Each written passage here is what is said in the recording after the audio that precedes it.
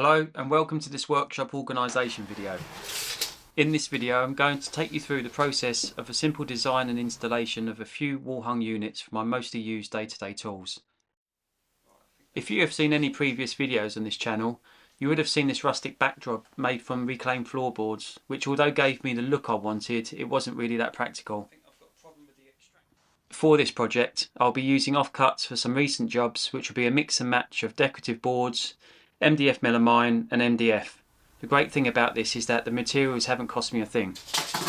The only costs involved really are things like consumables, which will be your screws, biscuits, glue, brad nails and all stuff like that.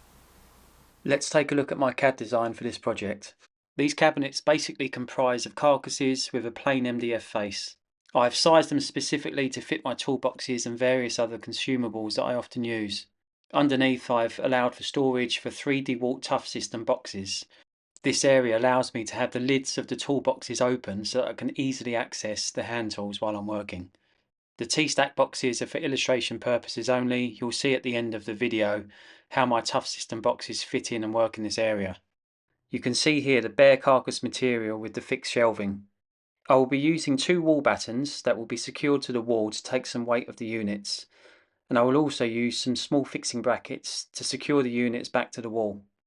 Before constructing my projects, I normally print off my cut list and 3-dimensional illustrations to reference to, but as this is a small job, I will just refer to my laptop with the dimensions as shown.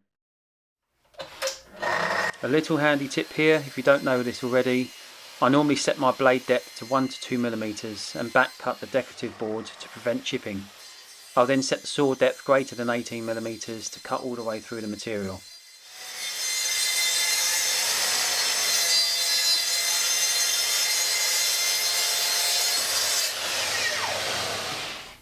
Right, so I've gone ahead off camera and machined everything. So yeah, it's a real mix and match of stuff, but it's like I said, everything's being made out of leftover sheets of MDF, melamine, furniture board, all from jobs, so I've paid for none of it.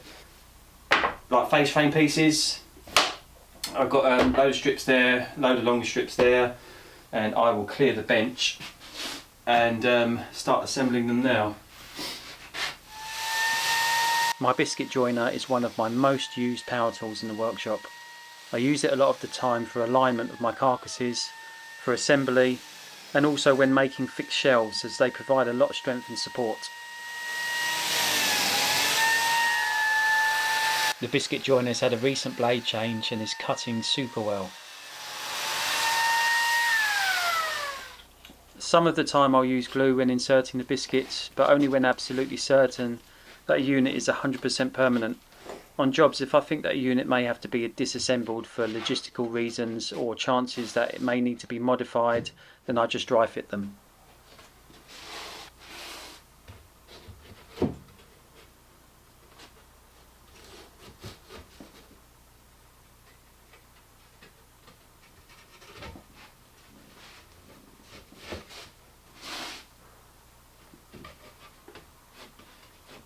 A handy little tip, I'm just using a few brad pins here to hold these pieces in place, just so that they don't wander when I drill my pilot holes for my screw fixings.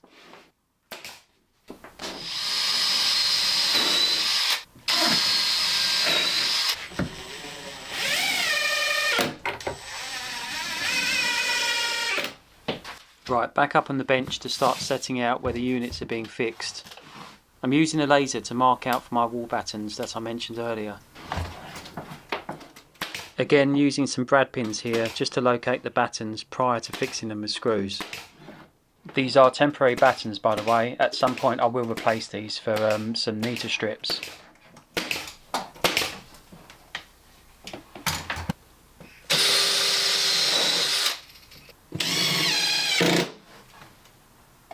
And up we go with the first unit. I'll be working right to left, and what we'll do once this one's in place, we'll get all the other ones butted up next to it. Initially I will just put a couple of screws to hold the units in place. I'll level and clamp accordingly once it's all aligned, and then I'll fully fix everything. And the second unit, up she goes. Let's get a clamp in just to hold this in position. getting the smaller third unit into place.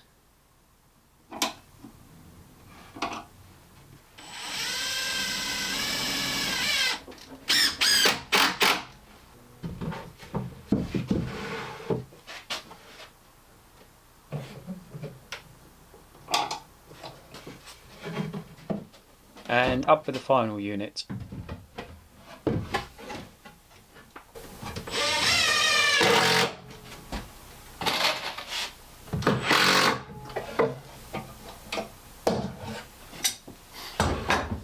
All the face frame pieces are all pre-machined, run through the table saw, so they just need cutting down to length, biscuit jointed. Hopefully all the dimensions on the drawing are all correct and the toolboxes all fit in their compartments where they're supposed to go. Right, let's crack on with this face frame. Again, back on the biscuit joiner. I've got a stack of face frame pieces here that I'm just going through piece by piece, just machining in the slots for the biscuits to connect them to the carcasses. Here I'm just applying an Arris round to all the face frame pieces. I don't intentionally mean to be a hypocrite when I say this, but be sensible and either use a router table or use the trimmer the right way up.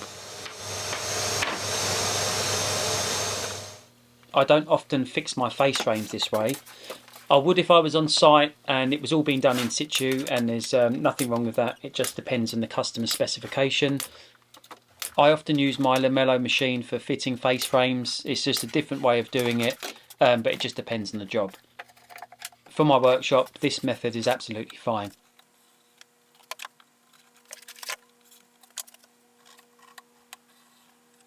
We are now nearly at the end of this build. Time wise, I would say that this has probably taken me realistically about a day and a half.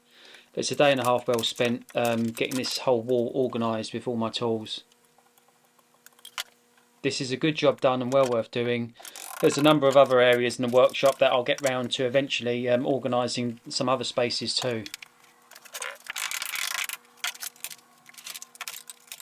Generally speaking, I think in the workshop, depending on your processes, your systems, like how you work, you know, what the projects that you work on, you just adapt and obviously organise everything just to how you work.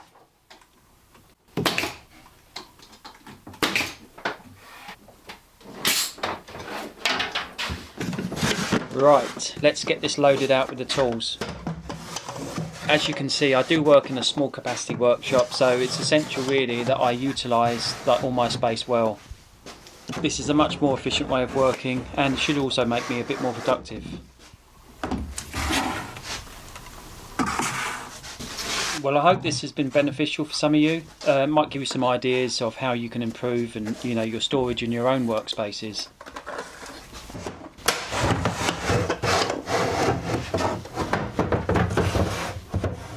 If you have any questions or comments, please do get in touch in the comments section.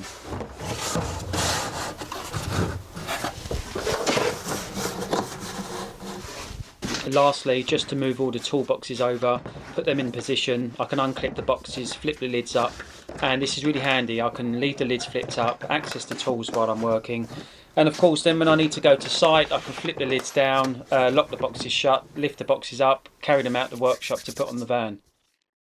And here we are, all done. A bit more prepared now for my next job, now that everything's all in order. Thanks for watching. Hit the like button if you've enjoyed the video, and do contact me in the comments. I will be back with more content soon. Bye for now.